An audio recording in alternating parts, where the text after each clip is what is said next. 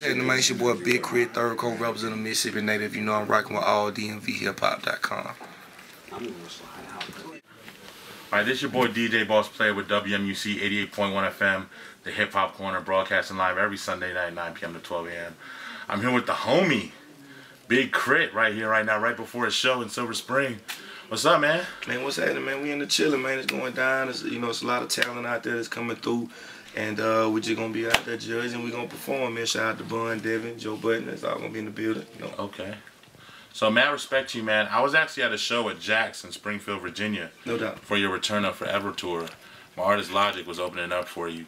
Show was crazy. It was bananas. Where do you get your ability to do so well in shows? Man, for one, really being surrounded around a lot of other artists that I've had the opportunity to grow up watching perform and understanding that I kind of got to give my all, man. Shout out to David Banner for one, because I remember going to McIntosh Farms like 4 years ago and seeing him perform with Lil Flip like a pimp, and he just was wilding, man. And it was so exciting to see the crowd react to it, man. I was like, if I'm gonna perform and I'm gonna be on stage and I'm gonna give my all, I want to do it like that, And then also Yellow Wolf and just seeing how much he give on stage, man. I just want to be a part of the group of artists there. Every time you see the show, it's never a dull moment, it's never boring, and we always just getting in. Okay, cool, man. I deal with a lot of up-and-coming artists on my show. They send me music for evaluation live on the air, and everybody wants to know, how do I get on? How do I make it? What is it in your career? How did you get to the point you are now? A lot of prayer, for one. A lot of praying, man. Never really knowing if it was going to happen or not, man. Just, it's a marathon at the end of the day, too. How long are you willing to put up with, people not listening to your music and dropping songs and them not really getting the attention that you want, but never stopping. I mean, I've started over a number of times in my life and moved back to Mississippi, but always when an opportunity arose, I took it and I tried. At the end of the day, law of averages, the more you exert yourself and the more you try something, you're bound to succeed at it. And just put my foot forward, man. Also being surrounded around a lot of people that wouldn't just let me give up, that I could call and inspire me. Shout out to Wilder Sparks for being one of those kind of people that would just hit me up out the blue and be like, yo, keep rapping, But just, man, a lot of hard work. Stuff just really started popping off of me in the beginning of 2010. But I've been out here grinding since 2005. But I wanted to be the kind of artist that kept my creative control, made music that reflected me. So as a road less traveled, that might be why it took so long, but we here now. So what was it like for you growing up in Mississippi? It was like, I guess like everybody else kind of growing up in their city, man. I was surrounded by a lot of my family. My grandmother was a strong believer in it takes a village to raise a child. We didn't have a lot, but we was appreciative of what we had. There's no dirt roads, there's no horseback where I'm from. It's a city, you know what I'm saying?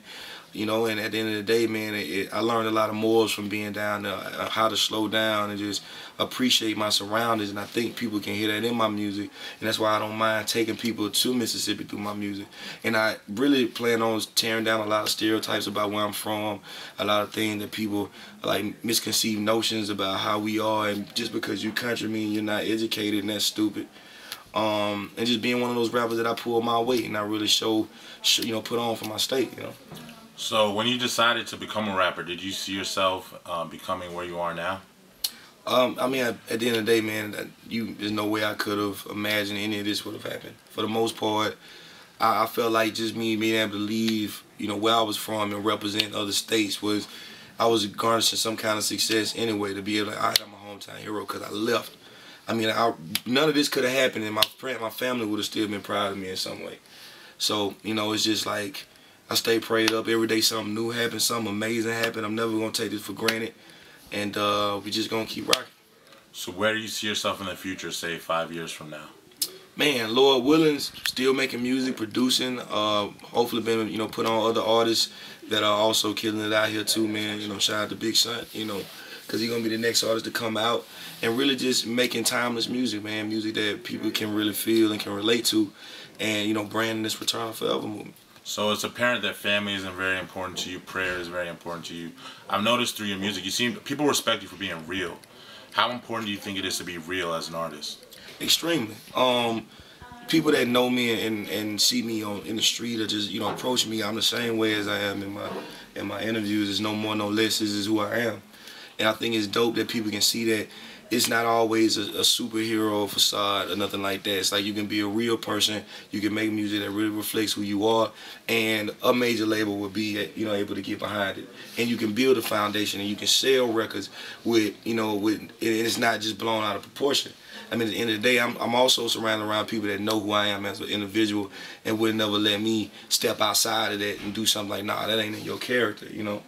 So for the most part, I'm a rap, you know, and I'm gonna put on for my city and my state.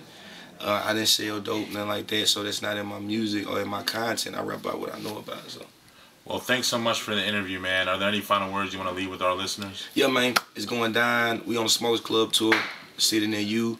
Shot Smoke Dizzle, go get Rolling Stone, go get Covert Coupe, go get Pilot Talk 1 and 2, Currency, go get Rolling Papers Wiz, go get Trump Music from Yellow Wolf and Radioactive when it dropped, and Live from the Underground coming out 2012, man. All right, y'all, that was the homie Big Krit. We out.